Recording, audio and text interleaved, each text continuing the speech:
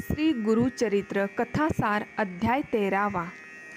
श्री नृसिंह सरस्वती तीर्थयात्रा करीत गोदावरी तीरावरील मंजरिका या गावी आले। त्या गावात माधव अरण्य या नावाचे एक ऋषी राहत होते। त्यांनी नृसिंह स्वामींचं दर्शन घेतलं, त्यांना खूप गाणी म्हणून दाखवली। स्वामी प्रसन्न झाले, त्यांनी आशीर्वाद दिले। पुढे त्यांना जीवनात नेहमी समाधान वाटू लागलं। नृसिंह सरस्वती मंजरिकेहून निघाले ते पुढची क्षेत्रे पाहायला जात होते। बरोबर शिष्यही होतेच। स्वामी शिष्यांसह वासर ब्रह्मेश्वर या ठिकाणी आले। हे गावही गोदावरी तीरावरच आहे। स्वामी व त्यांचे शिष्य गोदावरी नदी स्नान करण्यास उतरले। त्यांना त्या ठिकाणी पोटदुखीने विव्हाळत असलेला एक ब्राह्मण दिसला। तो जमिनीवर लोळतच होता। पोटाची व्यथा असह्य झाल्यामुळे तो गोदावरी नदीत जीव देणार होता। तो त्या पात्रात उतरलाही। त्याची असह्य अवस्था पाहून स्वामींना दया आली। त्यांनी त्याची आस्थेने चौकशी केली। ब्राह्मणाने त्यांना सर्व हकीकत सांगितली। स्वामी सर्व हकीकत ऐकून घेत होते। इतक्यात तिथे त्याच गावातील एक प्रतिष्ठित गृहस्थ नदीवर स्नान करायला आले। त्यांनी स्वामींना आदराने नमस्कार केला।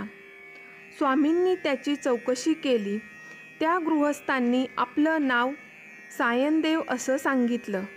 स्वामी सायनदेवांना म्हणाले, हा ब्राह्मण पोटदुखीनं हैराण झाला आहे। तो आत्महत्या करीत होता।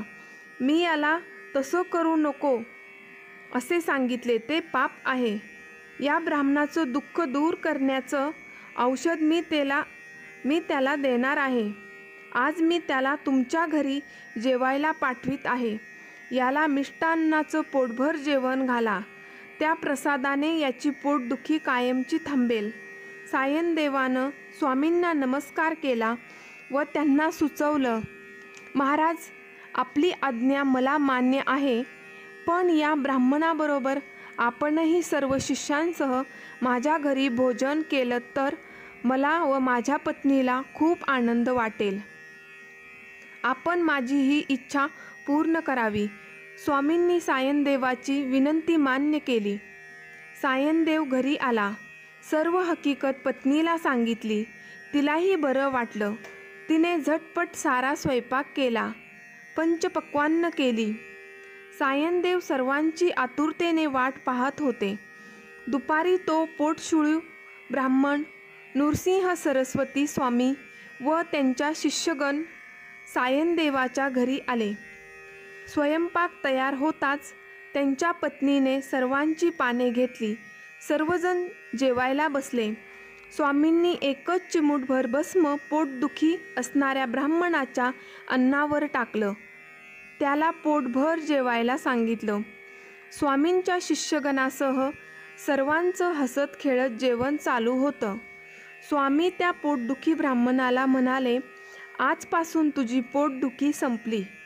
यानंतर तुझं पोट कधीच दुखणार नाही। मनातली सर्व भीती सोडून दे।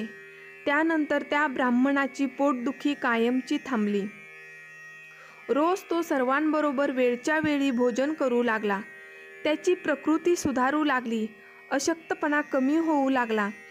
त्याचा संसार सुखाने चालू लागला। स्वामींच्या कृपेने तो रोगमुक्त झाला।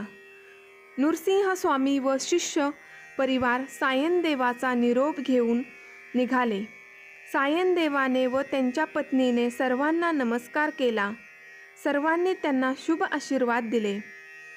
तो पोटशुळू ब्राह्मण भक्तिभावाने खाली वाकला व त्यानेही स्वामींच्या चरणी नम्र भावना आपलं मस्तक टेकलं। स्वामींनी त्याच्या मस्तकावर आपले कृपाहस्त ठेवलंय।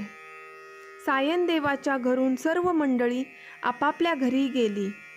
साधू संत येती घरा, तोची दिवाळी दसरा, असं म्हणतात ते खरंच। जय जय रघुवीर समर्थ।